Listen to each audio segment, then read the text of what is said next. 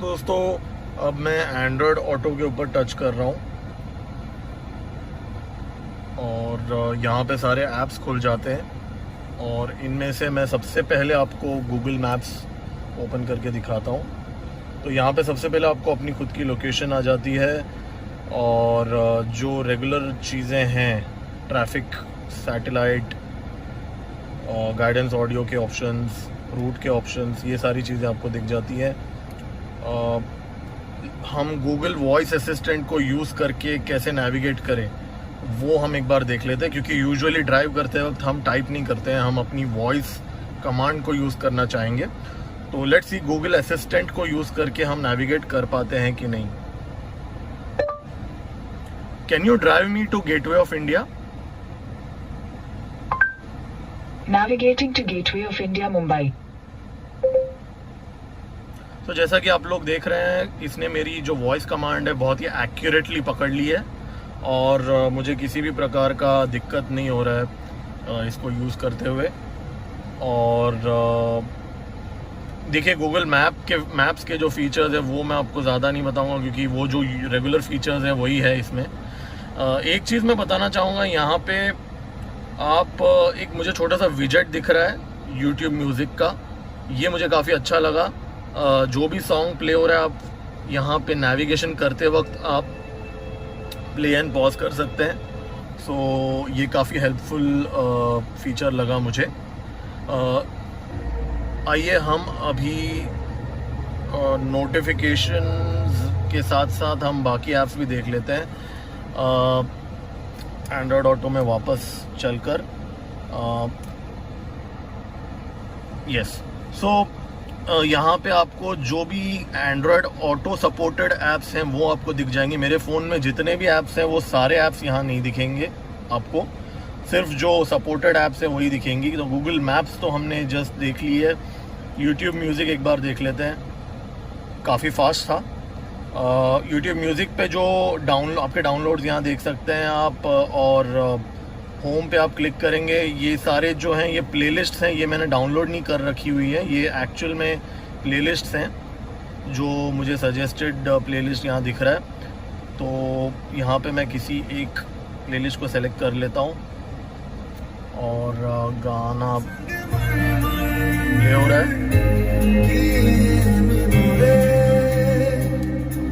कुछ भी नहीं। इसकी जो साउंड क्वालिटी है, मैं आप लोगों को बोल दूं, JBL के जो स्पीकर्स लगे हुए हैं वो मुझे बहुत ज़्यादा अच्छी लग रही है। और इसका जो स्पीकर सेटअप है वो भी एकदम ज़बरदस्त है। बेस हो या ट्रेबल हो, सब कुछ वेल बैलेंस्ड है, वेल डिटेल्ड है। हाईज, मिड्स, लोज, म्यूज़िक के सारे एस्पेक्ट्स इसमें बहुत ही परफेक्ट हैं। आई थिंक इसका जो म्यूज़िक सिस्टम है definitely one of the best music systems है इस सेगमेंट में ही नहीं, बल्कि in general he. Only Bose का जो म्यूज़िक सिस्टम है जो कुछ गाड़ियों में लगा हुआ है, वही मुझे लगता है इस गाड़ी के म्यूज़िक सिस्टम को कम्पीट कर सकता है। अदरवाइज इसका जो म्यूज़िक सिस्टम है as a audio file, I can tell you that मुझे ये बहुत ही परफेक्ट लग रहा है, मतलब कोई कंप्लेंट नहीं है। Coming back to the screen, यहाँ पे जैसे कि आप लोग देख रहे हैं, इवन यूट्यूब म्यूज़िक ऐप में भी सेम चीज़ मैं देख रहा हूँ। यहाँ गाने के अंदर फास्ट फॉरवर्ड करने का फीचर नहीं दिया हुआ है, ये मैं थोड़ा सा डिसअपॉइंटेड हूँ। एंड्रॉयड ऑटो में एटलीस्ट ये फीचर उनको देना चाहिए था। इवन आपने जब देखा इस कार के यूज़र इंटरफेस में, ब्लूटूथ वाले यूज़र इंटरफेस में भी गाने के अंदर आप फास्ट फॉरवर्ड नहीं कर सकते। सेम चीज़ इवन यूट्यूब म्यूज़िक में भी आपको देखने को मिलता है। नेक्स्ट सॉन्ग डेफिनेटली आप चेंज कर सकते हैं, बट वो तो हर ऐप पे होता है। बाय द वे, मैंने गाने के अंदर फास्ट फॉरवर्ड करने के लिए जो बटन्स यहाँ दिए गए हैं, इनमें भी मैंने ट्राई करके देख चुका हूँ, वो नहीं होता है वहाँ पे। तो पीछे चल के देखते हैं। Not bad. बाकी जो ऐप्स यहाँ दिख रहे हैं आपको, कैलेंडर, लर्निंग, जियो सावन, सेटिंग्स, रिमाइंडर, तो जो भी बेसिक ऐप्स हैं वो आपको यहाँ दिख जाएंगी। सावन में भी सेम ही है, आपको चीज़ दिख जाएगी। सो ये इस गाड़ी का जो बेसिक ऐप्स हैं, अगर आप टाटा मोटर्स का जो ऐप अगर आप इसको टच करते हो तो होम स्क्रीन पे लेके जाती है आपको। तो मुझे पता नहीं वो उन्होंने ऐसा क्यों रखा है, पर उन्होंने वो फीचर वैसे ही दिया है। आपको अगर एंड्रॉयड ऑटो के ऐप्स एक्सप्लोर करने हैं तो आपको यहाँ टच करना होता है, और जो फ़ोन ऑप्शन जो है यहाँ पे आपको जो बेसिक चीज़ें हैं, कॉन्टैक्ट्स, रीसेंट, फेवरेट्स, वो सारी आपको मिल जाएंगी। डायल अ नंबर आप यहाँ से ही डायरेक्टली डायल भी कर सकते हैं, और रीसेंट कॉन्टैक्ट्स और फेवरेट्स जो हैं आपके वो आपको यहाँ दिख जाएंगी। सो आई थिंक ये मुझे काफ़ी सॉर्टेड लगा। लेट्स से हमें किसी को फ़ोन करना है तो मैंने जस्ट एंड्रॉयड ऑटो ओपन किया और लेट्स सी मैं वॉइस कमांड देके देखता हूँ।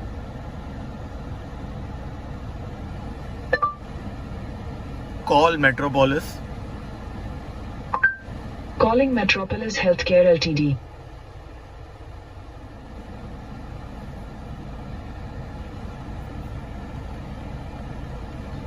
करण्यामध्ये असमर्थ आहे।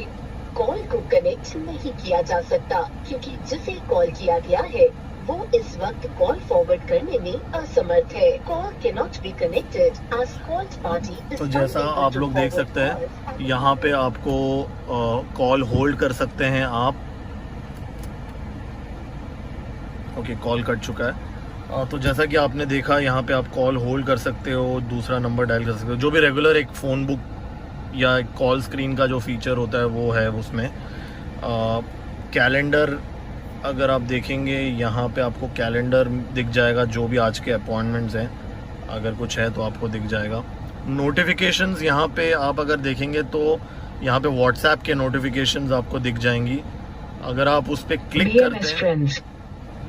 Nikhil Gupta said, haha. so Do you want to reply? यहाँ से आप रिप्लाई भी कर सकते हैं। Sorry, did you want to reply to that one? सो ये आपके जो रेगुलर ऐप्स हैं वो आपको यहाँ दिख जाएंगे। वेदर पे अगर आप टच करते हैं तो Currently in Thane it's 35 degrees with haze. Today it will be mostly sunny with a forecast high. सो जो भी बेसिक चीज़ें आपको यहाँ पे दिख जाएंगी। सो ये था एंड्रॉयड ऑटो। बाकी मैं अगर आप लोगों को बोलूँ, इसका जो स्क्रीन साइज़ ड्यूरिंग नेविगेशन, बहुत लोगों ने क्वेश्चन पूछा है, उसके बारे में अगर मैं आपको बताऊं तो देखिए, मैं अभी आप लोगों को इसका जो स्क्रीन साइज़ है वो आपको कंपेयर करके दिखा देता हूं। तो आप लोगों को मैं इसका जो स्क्रीन साइज़ है नेविगेशन का वो दिखा रहा हूं। सो पूरा स्क्रीन आपको यहाँ मिलता नहीं, और अगर आप फ़ोन से कंपेयर करेंगे तो कुछ ऐसा है इसका साइज़। आई थिंक आपको इससे एक डिसेंट अंदाज़ा आ रहा होगा कि इसका नेविगेशन एक्सपीरियंस कैसा होगा। सो अगर आप लोग देखें, यहाँ पे और यहाँ पे स्क्रीन कट हो जाता है जब आप नेविगेशन करते हैं। तो जैसा मैंने आपको पहले भी कहा था, इसका जो नेविगेशन के लिए जो स्क्रीन साइज़ है, personally I am very happy with this, क्योंकि मैं यूजुअली इससे पहले अपने फ़ोन से नेविगेट करता था, और जैसा आप लोगों ने अभी जस्ट देखा, एक फ़ोन के स्क्रीन के जितना ही ऑलमोस्ट है इसका भी जो स्क्रीन है। तो जैसा मैं हैबिचुअल हूँ पिछले 10 सालों से, ये वैसा ही होगा। तो मुझे इसमें कोई दिक्कत एज सच नहीं हुई है। But yes, I am sure कुछ लोग ऐसे होंगे जो इस गाड़ी से थोड़ी सी बड़ी स्क्रीन एक्सपेक्ट कर रहे होंगे। उन लोगों को शायद ये इतना अच्छा ना लगे, पर पर्सनली एज मेरा एक्सपीरियंस है कि मैं तो काफ़ी सेटिस्फाइड हूँ स्क्रीन साइज़ के साथ। नेविगेशन ठीक ठाक हो जाता है।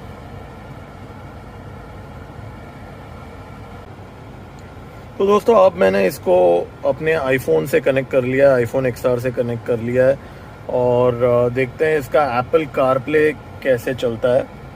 सो मैं यहाँ एप्पल कारप्ले पे टच कर रहा हूँ तो इमीडिएटली इसने मुझे मेरी लोकेशन बता दी है। एप्पल कारप्ले का जो एक्सपीरियंस है, मुझे इमीडिएटली जैसे ही ये ऐप स्टार्ट हुआ, मुझे इमीडिएटली एक ऐसी फीलिंग आई कि एप्पल कारप्ले थोड़ा ज़्यादा स्मूथ है एंड्रॉयड ऑटो से।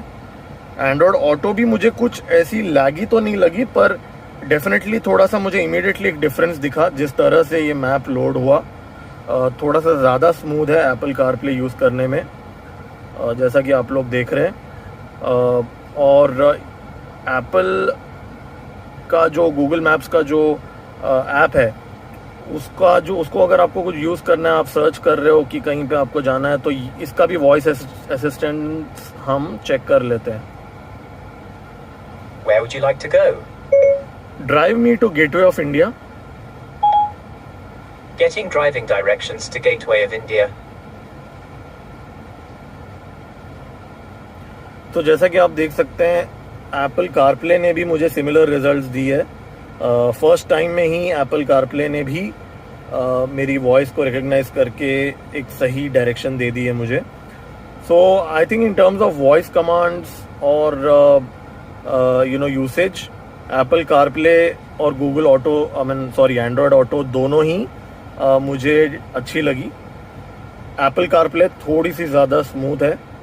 तो बाकी मैं ये ऐप को मैं ज़्यादा एक्सप्लोर नहीं करूँगा, जैसा जो नॉर्मल ऐप मैप्स की जो ऐप होती है ये वैसी ही है इसके जो features.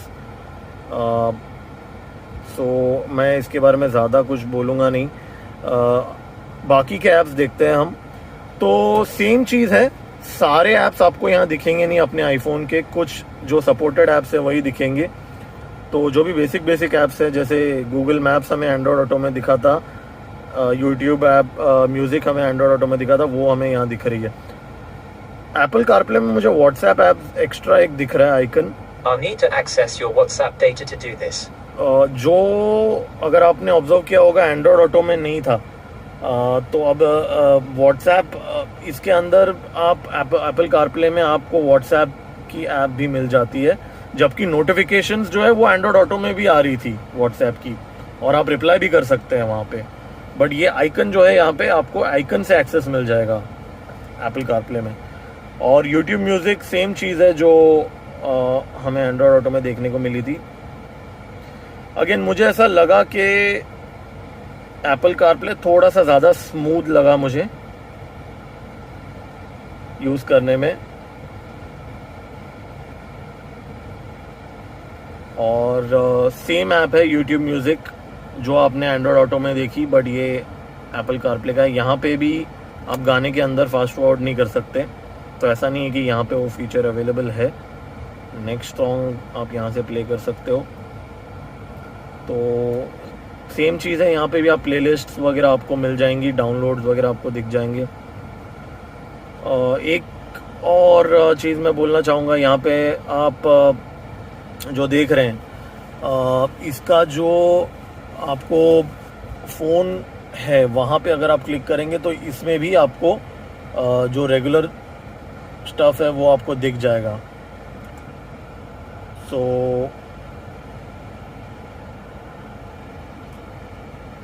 Quite decent. So Apple CarPlay भी मुझे एक्चुअली काफ़ी ठीक ही लग रहा है। मुझे रिस्पॉन्सिवनेस में कुछ मेजर डिफेक्ट या मेजर प्रॉब्लम मुझे कुछ दिख नहीं रहा है। सेटिंग्स पे जाके देखते हैं। अपीयरेंस, वॉलपेपर, आप वॉलपेपर वगैरह भी चेंज कर सकते हैं एप्पल कारप्ले के अंदर। आप अपीयरेंस के अंदर डार्क मोड और लाइट मोड आप कर सकते हैं। Do not disturb while driving भी है यहाँ पे। ऑटोमार्ट वगैरह काफ़ी बेसिक है, बहुत ज़्यादा इसके अंदर कुछ फीचर्स नहीं है, स्टैंडर्ड स्टफ़। मैसेजेस का भी ऐप यहाँ पे है। तो पेट्रोल पंप और पार्किंग का यहाँ शॉर्टकट दिख जाता है आपको, और थोड़ा सा अपने कैलेंडर का भी थोड़ा दिख जाता है यहाँ पे आपको। सो काफ़ी डिसेंट है एप्पल कारप्ले भी। तो जैसा कि एंड्रॉयड ऑटो में आपने गूगल असिस्टेंट देखा था, वैसे ही एप्पल कारप्ले में सीरी को आप यूज़ कर सकते हो। यहाँ पे ये जो आइकन है इसको आपको प्रेस करके रखना है।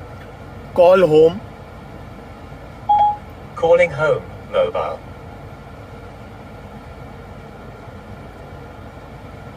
सो काफ़ी नीट एंड क्लीन है। सो आई थिंक एंड्रॉयड ऑटो और एप्पल कारप्ले की जो स्टैंडर्ड फंक्शनैलिटी है जो आपको मोस्ट ऑफ द कार्स में मिलती है, वही इस गाड़ी में भी आपको दिख जाएगी। एक और चीज़ मैं बताना चाहता हूँ, यहाँ पे आप अगर जैसे देखेंगे स्क्रीन को अगर आपने ऑफ किया तो थोड़ा सा ये जो डिस्प्ले है, आई डोंट नो कैमरा में आपको दिख रहा है कि नहीं, बट थोड़ा सा फिंगरप्रिंट मैग्नेट है।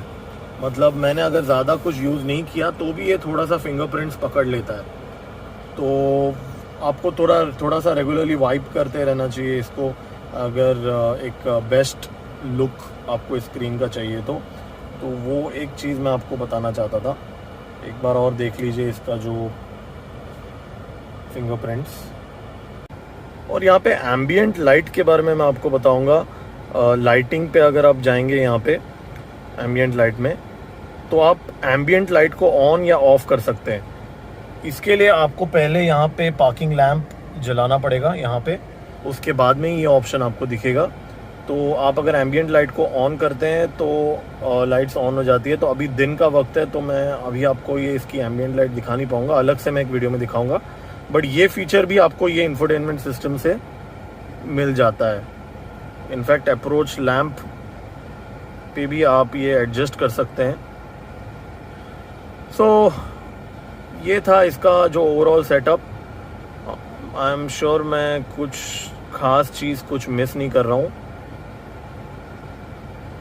वॉल्यूम सेटअप, थीम्स तो वही है, वो जो आपने यहाँ पे दिखा है मैंने, वो सेम चीज़ है।